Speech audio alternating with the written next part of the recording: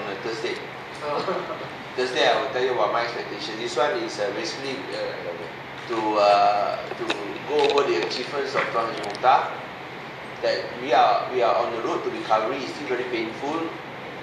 No, the main thing for us, if we want to understand, we want to face the future, we must understand the past and be connected to the present. Then only we can face the future. But if you want to embrace and face the future, you must understand the past and be connected to the present.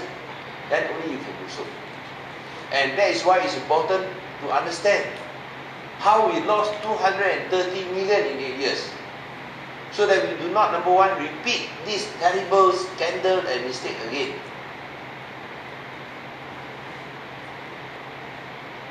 And most importantly, continuously adopt and practice good accounting standards.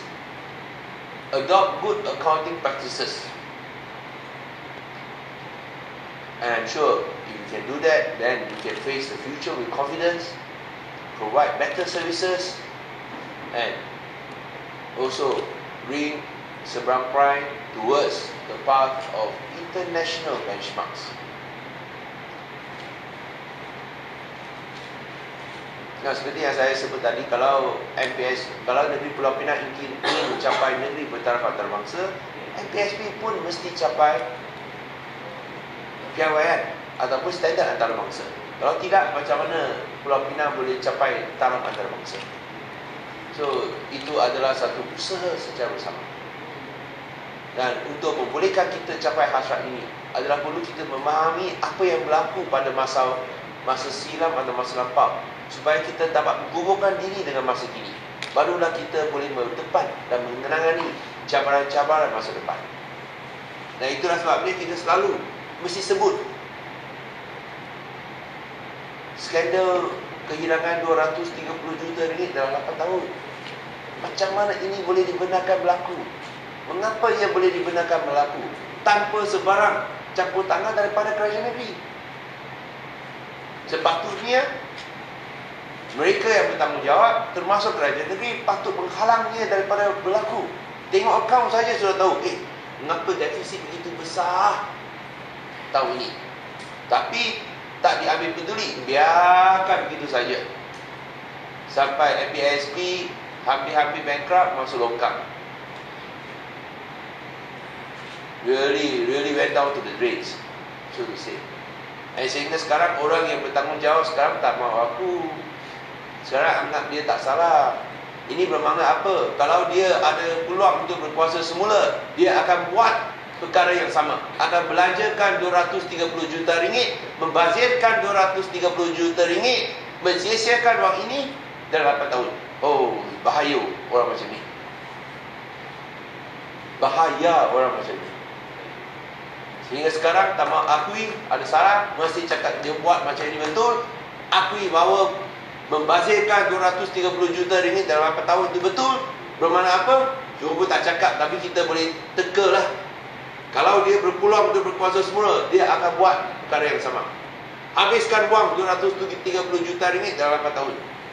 Ini sungguh tidak bertanggungjawab, sungguh bahaya, dan sungguh anti rakyat. Rakyat tak lihat apa-apa kebaikan daripada perbelanjaan 230 juta ringgit. Servis ada lebih baik tak? Mana ada. Prime masa itu masih banjir. Sekarang cukup wang tak ada, tapi perkhidmatan telah bertambah baik. Kerana kita telah kembalikan semangat profesionalisme kepada pegawai. Biarlah mereka yang tahu buat kerja, dan buatlah secara pentadbiran, tanpa campur tangan, secara pentadbiran. Tentu kalau kita manusia ada buat salah. Kalau buat salah, kita kena tegur, kita kena perbaiki diri. Ini biasa. Tapi yang pentingnya, kita kembalikan keyakinan diri kepada MPSP untuk buat kerja dengan baik. Dan itu prestasi baik yang dicapai di bawah kepimpinan Tuan Haji Mokhtar adalah hasil semua usaha.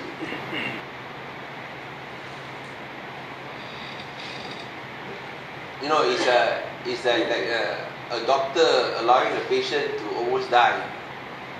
And then you have a non-doctor who come and revive it. So that fellow may be a medical doctor lah. We are all corporate doctors. We're not medical doctors. Medical doctors allow the fellow to die. Allow MPSV to almost die. We are corporate doctors, we revive it. And corporate doctors like Chow lah, myself lah, Nokta lah, Praizan lah, we revive it. Give it mouth to mouth resuscitation.